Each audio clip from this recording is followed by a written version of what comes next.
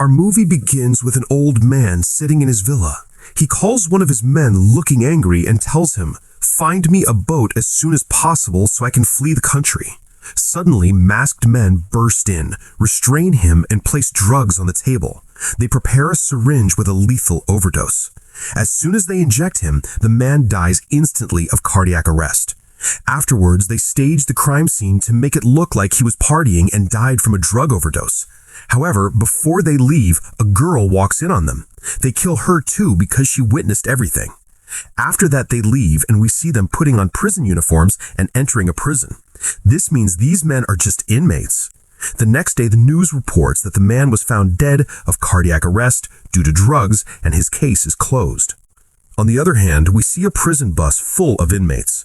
On the bus is a man named Song. As soon as he gets off and the guards take him in, one of the inmates sees him and starts cursing at him. Here, we learn that Song was a police officer, and he's the one who put half of these inmates in jail. As soon as the inmate insults him, a fight and chaos break out. The guards barely manage to separate them. The problem is, once he gets inside, other inmates grab him, hang him upside down, and beat him severely. When they are done, they throw him in the bathroom. A man named Chang, a gang leader in the prison, comes to him. He provokes Song heavily. When Chang tries to remove the cloth gagging Song, Song lunges at him and bites his ear. Then Song breaks free, grabs Chang, holds a weapon to him to threaten the other inmates, and tells the guards, "Take me to the warden." They take him to the warden's office. Song talks to him and says, "In the end, we are both the same. You are an officer and I am like you." He adds that the world turns and you never know where you'll end up, asking the warden to move him to a good cell to stay away from trouble. When he leaves, some men grab him and take him to the mess hall to meet Eam. Eam is the boss of the entire prison. Even the warden fears him and accounts for his every move. He asks Song, "What is all this chaos you caused on your first day?" Song replies, "Who are you to bring me here and talk to me like this?" Eam orders his men to cut off Song's hand. They lift him onto the table. Song manages to break free briefly, but they quickly overpower him because there are too many of them. They pin him to the table, and just as the saw gets close to his hand, Song realizes this is real and starts begging Eam for forgiveness, asking to be let go. Eam listens and spares him, but the guards come and take him to solitary confinement as punishment for causing so much trouble. While in solitary, Song asks the guard standing watch, "Who is that man, Eam?" The guard tells him that man is the law of this entire prison. His orders are followed by everyone. The inmates, the guards, and even the warden listen to him. In this very prison, he blinded a man and made him eat his own eyes. His cell is a red line. No one is allowed near it. If you dream of a happy life inside this prison, you have to get into cell number 8 because he lives there with his men like kings.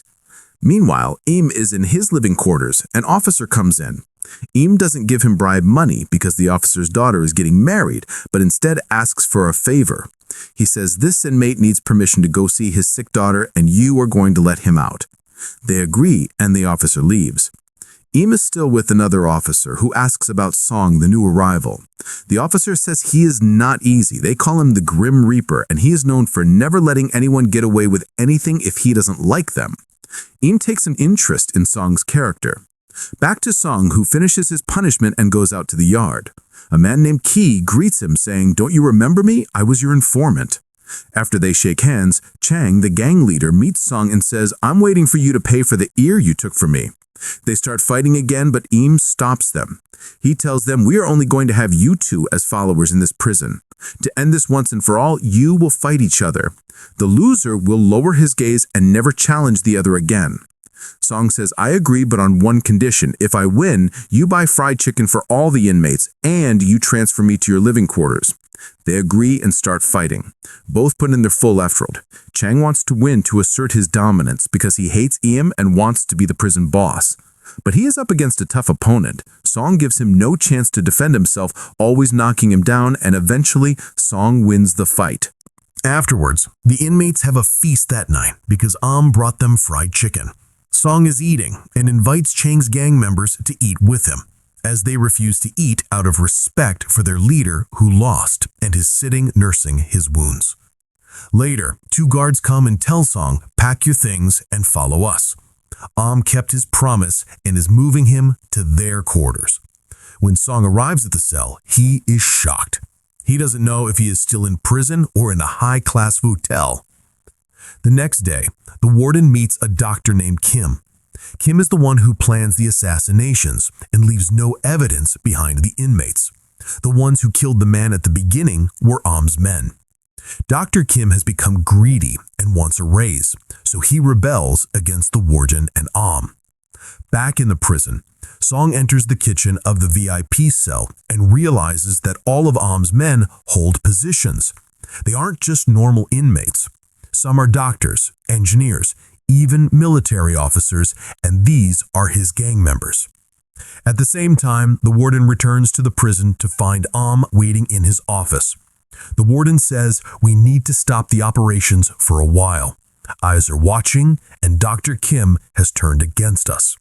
Am replies, "Don't tell me to stop my work. My people support their families with this work. I can't stop. How will I pay them?" He then goes to his men and shows them all the evidence against them from the last murder, explaining that Dr. Kim is the one who wipes the traces of this evidence. They start planning their next crime. That night, 4 men are chosen to execute the operation. They blow a hole in a wall to enter an office. One goes to the safe to open it, while the second beats the man found in the office. Another enters and finishes him off. When they are done, the safecracker says, "My job is done. I'll wait for you in the car." The car waiting outside has an inmate sitting alone looking confused and planning something. Indeed, as soon as the light signal is given, the man gets out of the car and escapes. Back at the prison, a guard runs to the warden to inform him of the disaster. The warden says he must be caught immediately and made to disappear. If news gets out and the police catch him, we are all done for. While they are talking, they receive a call that the superintendent of prisons is coming for a surprise visit right now. This creates a huge problem. The superintendent arrives and is welcomed. The warden asks why the surprise visit. The superintendent sarcastically replies, "Okay, next time I'll let you know and ask for permission before coming." He enters the prison for inspection. He touches a table in the work area and finds dust, scolding the warden to keep it clean.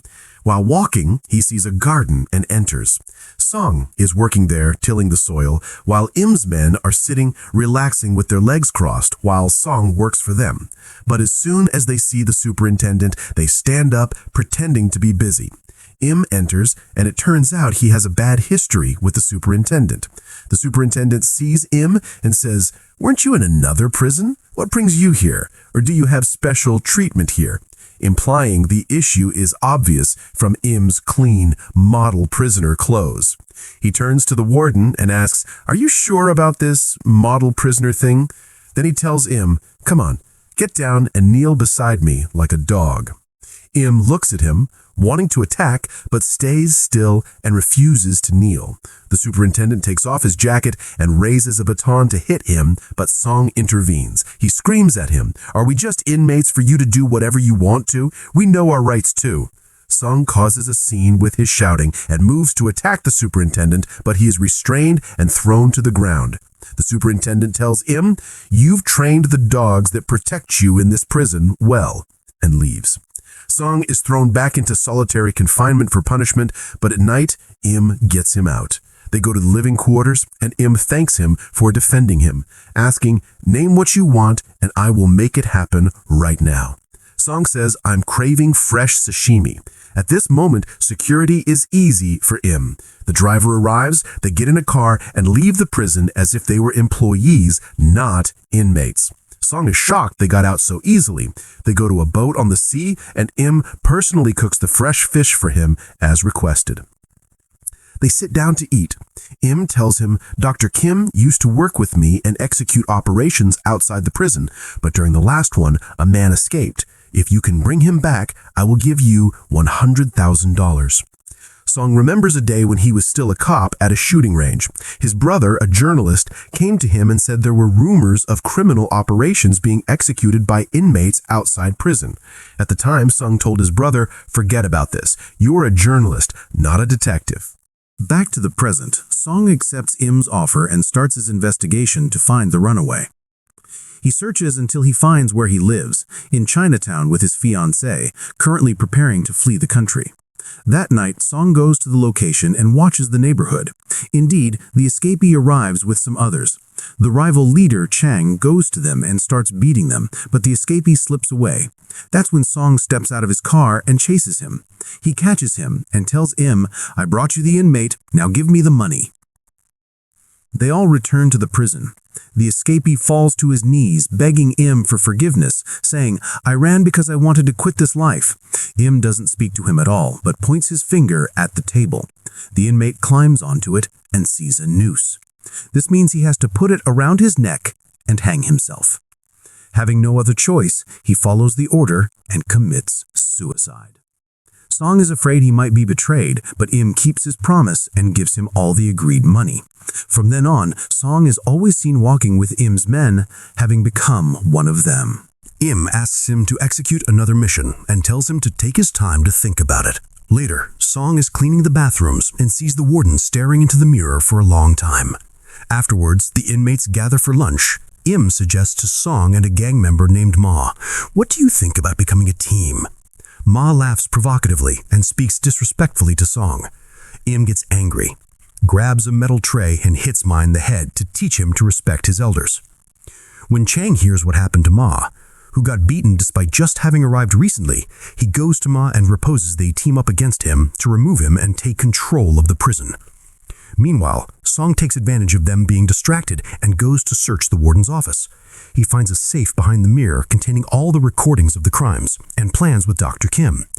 Once he understands what is happening, the warden enters and finds Song. Song claims he was just cleaning, but the warden is suspicious. A guard enters and says, "I let him in to clean because a committee from the ministry is coming." The guard covers for him. When they leave, the guard follows Song and says, "I've been watching you in the office for a while. What did you want?" He searches Song and finds a bundle of cash. Song, to save himself, pretends he only entered to steal the money so the guard wouldn't suspect the recordings. The guard is happy to confiscate the money and lets him go. The next day, Dr. Kim comes to the prison personally to deliver a drug shipment to Im. To keep it secret, the guard tells another guard to give everyone the day off, clearing the yard. The doctor enters, meets Im, and is introduced to Song, telling him, "I've heard a lot about you. You are loyal." They go outside to inspect the goods. Song watches from a window and sees Chang and his gang carrying clubs heading toward him. When Chang sees the drugs, he says, "What's this? Now I will expose you to everyone and let you drown." Im grabs a pan of hot oil and throws it on one of Chang's men, burning him. He puts him on a table and pulls out a small knife to carve out his eyes and eat them.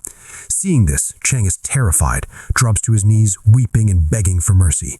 Im's heart softens and lets him go, but as soon as Im turns his back, Chang attacks from behind with a knife, and he's about to finish Im off when Song intervenes at the last moment, beating Chang and his men single-handedly.